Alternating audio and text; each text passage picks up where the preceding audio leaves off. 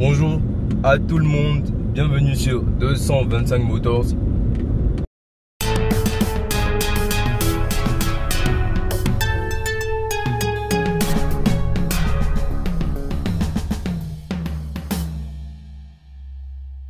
Tout de suite on rentre dans le vif du sujet. Aujourd'hui je suis dans un Veloster phase 1, donc les années 2012-2013, boîte automatique, avec mon frérot le Cyril.x. Bon, tous ceux qui savent sur Instagram, ils voient un peu qui c'est. Donc n'hésitez pas à aller voir son Insta et tout. C'est un vrai passionné auto. Ça fait un moment que je me posais des questions sur cette voiture là. Je la voyais, mais bon, j'en avais jamais conduit, etc. Quoique j'aurais préféré conduire une version turbo. Mais bon, selon la disponibilité, j'ai une version atmosphérique. Donc bon, je vais faire avec. Petite présentation du Hyundai Veloster. Alors, c'est un modèle américain, comme vous pouvez constater, de part et d'autre avec ses feux orange. On a des petits rappels rouges sur les rétros et sur les fausses sorties sur le capot. Bon, ça je trouve ça un peu cheap, honnêtement, les fausses sorties comme ça. La face avant, je suis pas trop fan, honnêtement. Dites-moi ce que vous en pensez. On a du chrome un peu partout, là, ici aussi. Donc voilà, on a des jantes en 16 pouces. Je pense qu'elle est bien taillée, niveau profil elle est belle. Autant de l'autre côté, on a qu'une seule portière. Ici on a deux portières. Alors une portière à l'avant, une portière à l'arrière. Donc ça nous permet de ne pas déranger le conducteur pour remonter à l'arrière. Voilà, comme ça tout simplement. Donc ça c'est quelque chose de pas mal. Et c'est la petite pointe d'originalité de la voiture, si je peux dire ça comme ça. Ma partie préférée. C'est ce qui m'a le plus intrigué, ce qui m'a donné envie de voir cette petite coréenne. Qu'est-ce que c'était? Alors déjà on a des petits feux comme ça. Et elle est bodybuildée. Elle est bodybuildée. Au niveau des jupes, elle est bien bodybuildée, bien sortie. On a une double sortie là. Voilà, donc on a des fausses sorties, les vraies sorties bien sûr sont à l'intérieur. Bon, ça on va pas toujours le signifier. Je pense que maintenant vous savez, maintenant avec tout ce qui est downsizing, etc. Les constructeurs avaient déjà commencé à l'époque à fourrer des cages, des fausses sorties, etc. Enfin bref, je reviens, j'aime bien le logo Veloster comme ça. Ça c'est bien. Franchement dans l'ensemble, l'arrière c'est ma cam. Voilà. Pour un gabarit comme ça, franchement, je pense que c'est raisonnable, on va dire. C'est raisonnable. Un peu profond, ça va. On peut mettre deux jeunes valises, deux valises moyennes, ça va. Je pense que ça passe. La vitre à l'arrière, il faut préciser qu'elle est toute petite, donc la visibilité est très réduite lorsqu'on fait des manœuvres, etc. C'est pas ouf. Le toit s'arrête là. Pour ne pas dire qu'elle n'a quasiment pas de toit, parce que là on a un toit au fond, là on a une vitre. Donc bon, on verra ça à l'intérieur tout de suite. Tout ça, c'est voilà quoi, c'est ouvert. C'est un grand toit ouvrant, on va dire. Et à l'arrière, on voit que au-dessus de la tête des passagers, on a une vitre aussi. Donc franchement, ça enlève l'effet de confinement qu'on pourra avoir. Et toi, tu es installé à l'arrière, tu te sens comment? C'est pas trop serré? C'est assez restreint. Mais bon, pour des personnes de petite taille, ça peut le faire. Mais une grande personne, c'est clair que voilà, ça va gêner. À partir de plus d'un mètre 80, on va dire que ça va être. Ça devient complexe. On va dire que ça va être compliqué. Ok. Chose bien, on a des portes gobelets là. Donc pour une voiture qui n'est pas vraiment luxe, etc. Pour une petite citadine. Alors nous sommes à l'avant du jeune Veloster. Alors volant 3 branches, mon kiff, ça je ne cesse de le répéter. Alors petit logo Hyundai avec des touches multifonctions, etc.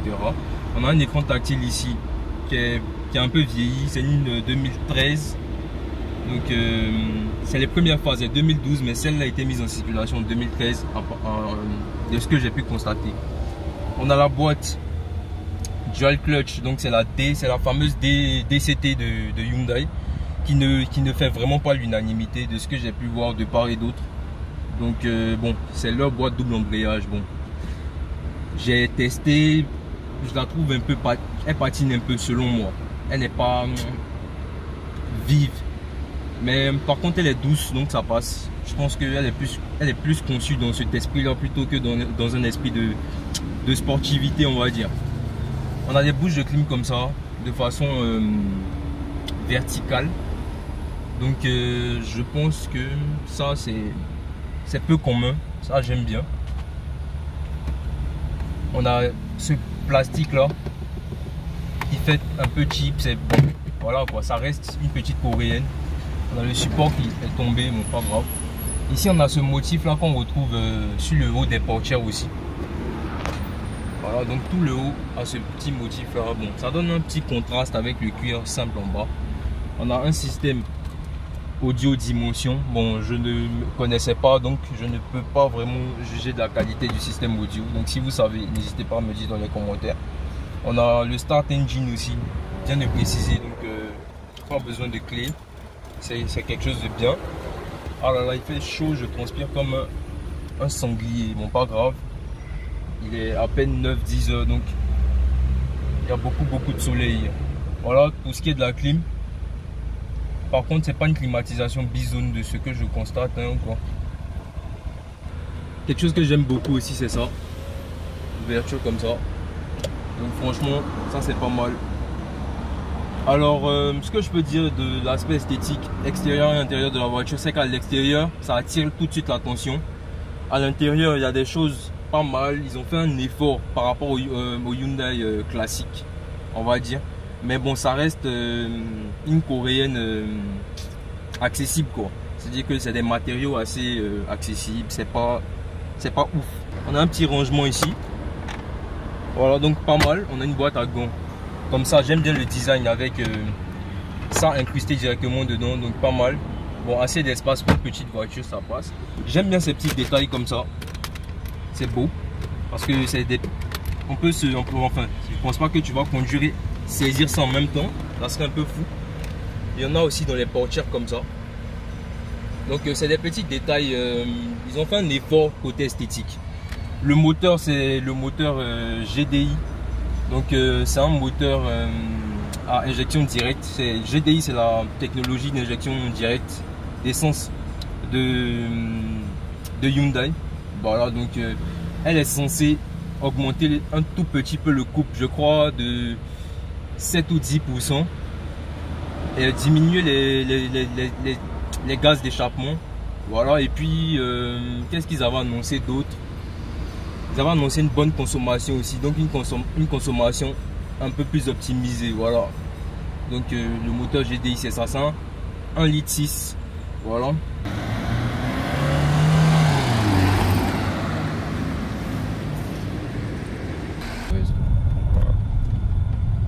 Chauffe volant du jeune Veloster. Bon, moi franchement je le trouve un peu lent. Il manque cruellement de couple, ce véhicule. Donc je pense que c'est un véhicule que je dirais qui a une bonne note au niveau esthétique selon moi. Donc dis-moi ce que vous pensez de l'aspect extérieur du Veloster.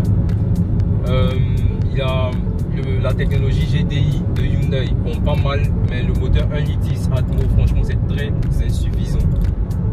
Voilà, je crois que la technologie GDI était censée augmenter un tout petit peu le couple, donc j'imagine s'il n'y avait pas ça, qu'est-ce que ça allait être, parce que déjà il n'y a même pas de couple. Donc franchement c'est quelque chose d'assez insolent quand même de faire une voiture avec une double sortie, etc. machin, de mettre des jupes bodybuildées en mode voiture comme si c'était une voiture de course et tout, alors que en fait il n'y a quasiment rien.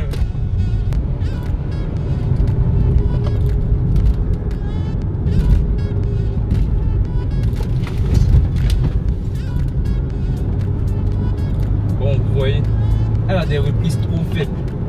C'est ça en fait qui lui manque. C'est une voiture qui lance avec qui a une puissance étalée, bon normal Atmo. Mais je veux dire, même quand on tombe un peu les rapports, au moment de relancer, franchement elle manque cruellement de couple, franchement. Donc très mauvaise reprise. C'est compliqué. Bon, le jeune motard, si tu pouvais nous laisser la latitude de circuler, franchement ça serait l'idéal. prend beaucoup de temps pour monter en vitesse. Donc franchement, niveau conduite, franchement c'est pas ma cam. Alors là pas du tout. Bon, aujourd'hui on a un jour de semaine, il est 10 h.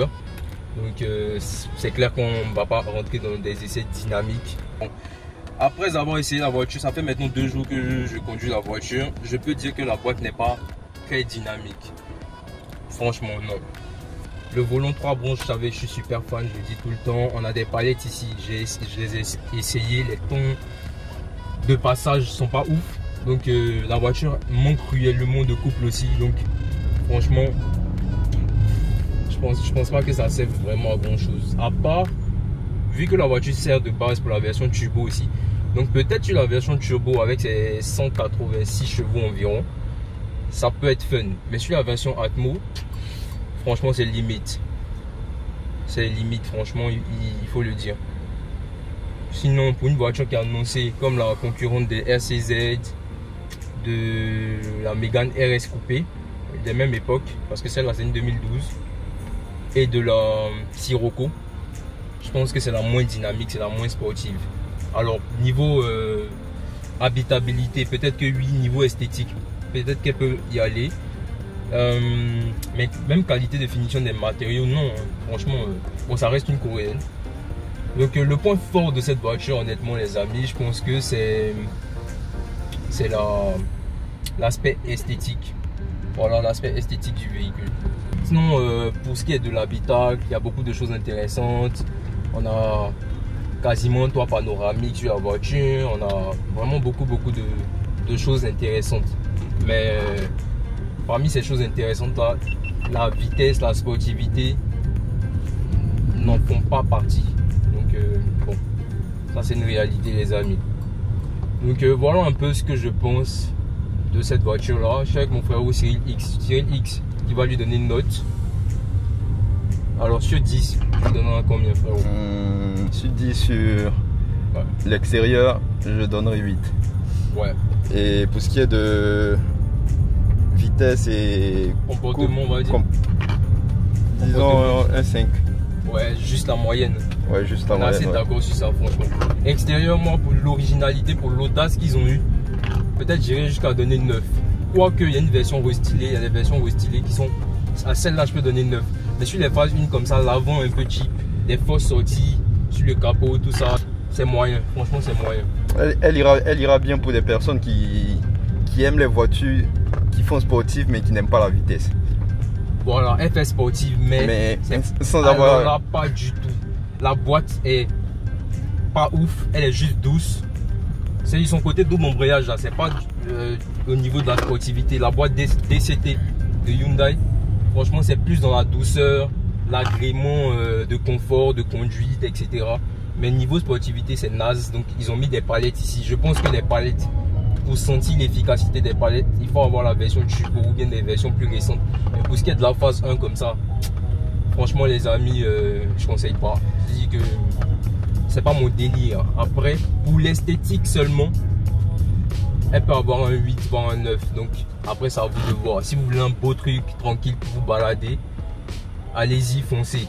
Mais pour ce qui est de la sportivité, si vous aimez des trucs dynamiques, des trucs efficaces, il va falloir regarder ailleurs. Disons que les palettes, ça a sorti en fait aux 2 sorties d'air, à la coupe de la voiture, rien que ça. Voilà, juste pour à la coupe de la voiture et puis aux fausses sorties, aux grosses sorties d'échappement, les fausses grosses sorties derrière.